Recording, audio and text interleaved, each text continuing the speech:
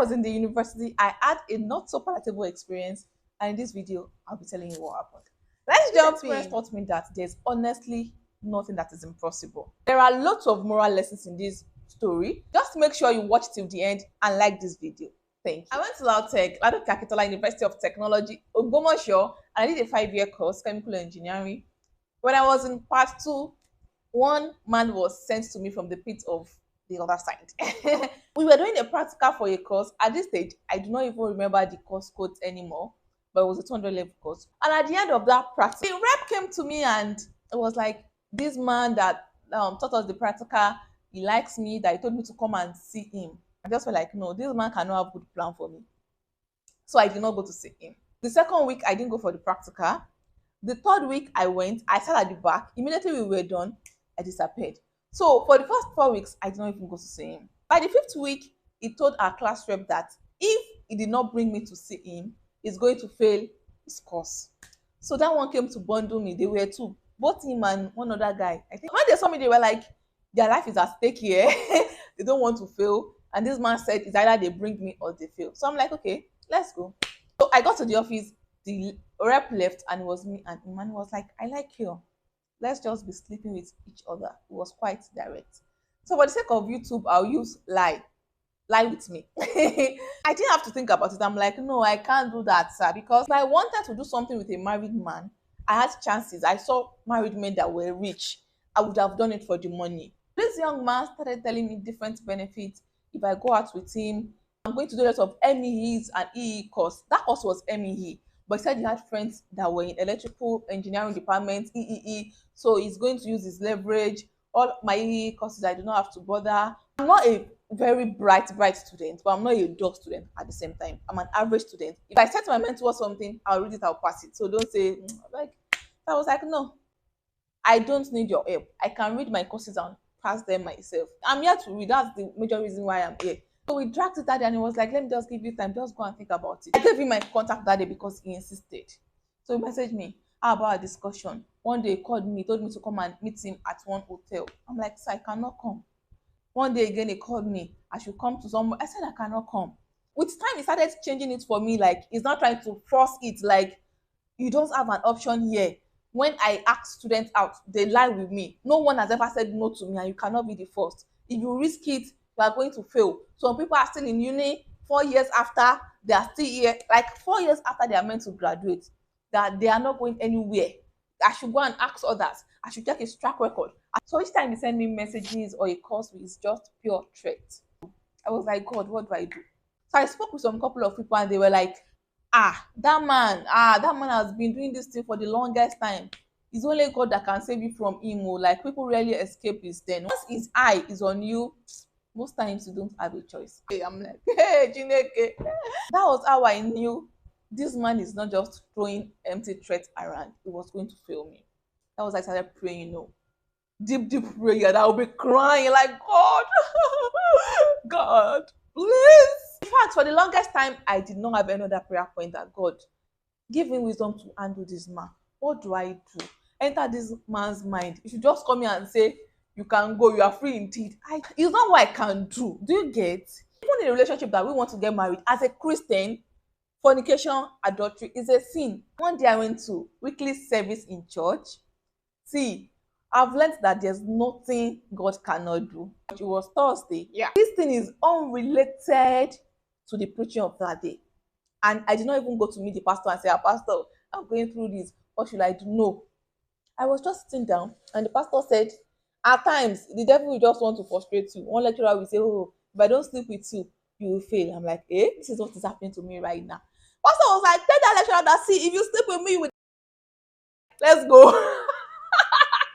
I was just like, this idea does not make sense. So it doesn't make sense. Don't let me. Kindly the like button. This will help you to know this video is valuable and push it out to more people that need to see this content. Also do well to share so that you can reach a wider audience. I kept weighing that option because I honestly did not even have any viable option or something reasonable I want to do at that point. I'm like, maybe this is a way of God answering my prayer because I've actually been praying about this thing. Let me try it. As usual, this man sent me messages and was sending threat like, I'm sure you know your test is around the corner. And we were like mid the semester already. Remember, this thing started at the very beginning of the semester. the test is coming, and I promise you it is not a threat. So I'm like, okay, what time will you be in the office tomorrow? I'll come. I got to his office the next day as promised, and man was like, what took you so long to come around? Like, I've been seeing different ladies. They even come to my office. Ladies that have chest like this, they'll come and throw it at me and say, ah, Oga, just enter me. I'm like, okay, let's go to the business of the day. Prior to that time, I have never been that calm. I was so calm. I sat down. I did my back like this. I sat down very calmly. Then I'm like, sir, look at me very well. Anything I tell you today, if you like, take it with levity. If you like, take it with seriousness. I'm ready to lie with you. But before you do that, I have an uncle like you. Like, I have uncles. And I need to tell you as it is. Before we proceed, I'd advise you buy your casket, write your will. I was not laughing. I was very serious. Like, buy your casket, write your will. If people are owing you money, collect your money. If you're owing people money, pay them. Anything you want your wife to know, tell her. Then let's do it. Because once you do it, you cross to the other side. The only reason why I did not want to succumb before was because I'm trying to pity you, pity your wife, pity your children. But if I'm trying to pity you and you think I'm just trying to play around, it's fine. You know, everyone is working normally. You don't know who is who. This is a part of me. There's another part of me you have not seen. Go and ask about me around. I was like, you're a Muslim, right? He said, yes. Okay, you have Afar. The man did not say Pim all through everything I was saying. You have Afars. Go and meet them. Ask about me. Anyone that says I am not serious, want from the person. They are trying to deceive you. It's when you have gotten your where you will sleep to reduce expenses from your wife when you are gone. When you have done all this, just call me. Tell me the hotel, the date, the time. I'll meet you there. Thank you, sir. I carried my bag. I left. I ran. I took bike. I got to my hostel. I sat down in my room and I was fast like, what have I done? What have I done? What have I done? What have I done? Ah, ah. What if this man actually went to ask his affairs or anywhere to ban toju bole lo? I'm like, God, what if you're not job? God save me? I started praying because only God I have. I started praying. Oh God, please make this man believe me. He will not be stubborn because some people will be stubborn. They will say, oh yeah, let's go to the hotel. That was the last time this man threatened me. That was the last time I heard from him. That was the last time, people of God. Let me shout hallelujah. That was how it is. This man never called me, never sent me messages. He just left me. One day I bumped into him in school.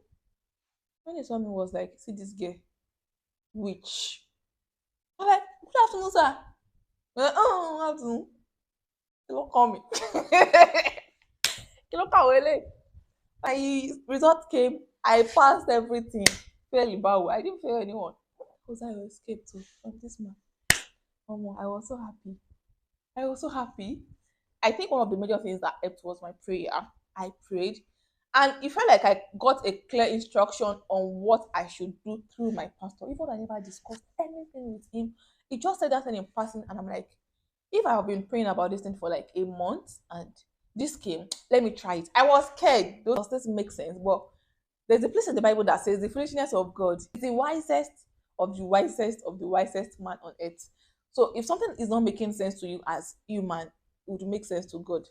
This is a sign that no matter how tough that situation is, no matter how impossible it is, even if you ask around, they say, oh, this thing is only one way. There's always a solution with God. Because before I asked, they were like, either you sleep with him or just forget it, you fail that course.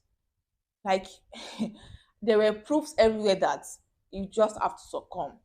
And now I'm like, I have God. Which report will I believe? The report of God. I'm not going to this thing, and I will not fail.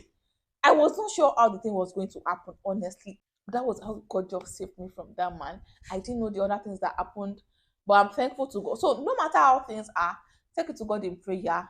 There's a solution for everything. At time you may have to wait. Mine was around, I think, 1.5 months or about 1.5 months, but 1 month plus. You may have to wait for a year, 2 years, 3 years, 4 years. But at the end, there's always a solution with God. irrespective. I have this video on your business and your God. If you run a business, you have a career, taking God first and the other results that follows when you put God first. Just click your watch and enjoy. Thank you for watching. I'll definitely see you in my next video.